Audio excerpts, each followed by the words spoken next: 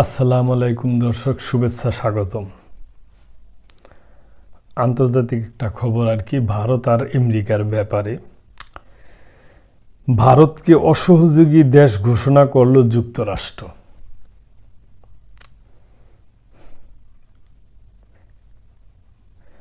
ভারতকে অসহযোগী দেশ হিসেবে ঘোষণা করল যুক্তরাষ্ট্র। প্রত্যাপর্ণ প্রক্রিয়ায় যথাযথ সহযোগিতা না করায় তাদের অসহযোগী দেশের তালিকাভুক্ত করা হয়। যুক্তরাষ্ট্রের অভিবাসন ও শুল্ক প্রয়োগ সংস্থা আইসিই অভিযোগ করেছে, ভারত সাক্ষাৎকার গ্রহণ, সময় মতো ভ্রমণ নথি ইস্যু এবং নির্ধারিত ফ্লাইটে তাদের নাগরিকদের ফেরত নিতে প্রয়োজনীয় সহযোগিতা প্রদানে ব্যর্থ হয়।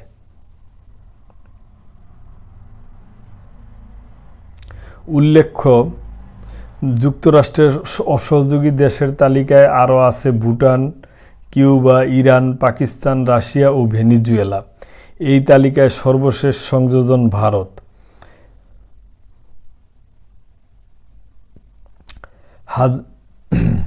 অবৈধ অভিবাসীকে বিতাড়িত করার পরিকল্পনা নিয়েছে।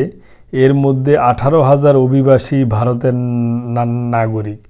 সাম্প্রতিক বছরগুলোতে প্রায় 90,000 ভারতীয়কে যুক্তরাষ্ট্রে অবৈধভাবে প্রবেশের চেষ্টাকালে আটক করা হয়েছে। সন্ত্রাসী কার্যক্রম নিয়ে বার্ষিক প্রতিবেদন প্রকাশ করেছে মার্কিন পররাষ্ট্র দপ্তর।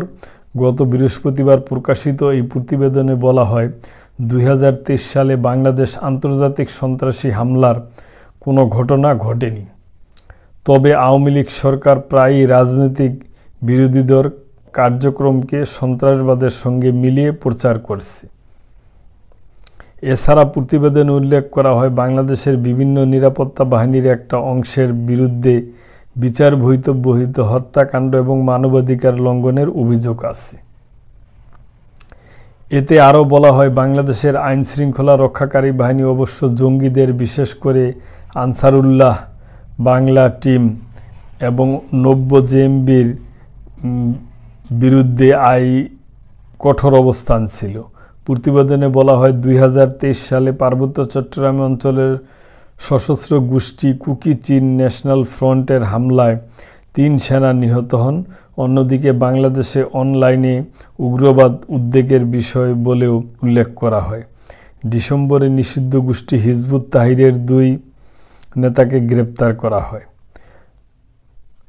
তাদের বিরুদ্ধে অনলাইন সম্মেলনে অভিযোগ ছিল। 2023 সালে বাংলাদেশ সরকার বিতর্কিত 2018 সালের ডিজিটাল নিরাপত্তা আইন সংশোধন করে সাইবার নিরাপত্তা আইন করে, যার মাধ্যমে অনলাইনে সন্ত্রাসী কর্মকাণ্ড ঠেকাতে পুলিশ কিছুটা এগিয়ে থাকে বলে মার্কিন পররাষ্ট্র দপ্তরের প্রতিবেদনে জানানো হয়।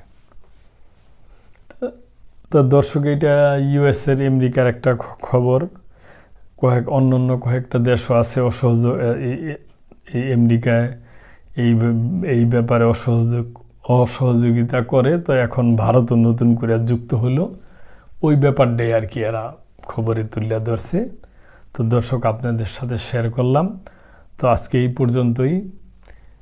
সাবস্ক্রাইব করে চ্যানেলটার পাশেই থাকবেন এবং ভালো থাকবেন। আসসালামু আলাইকুম।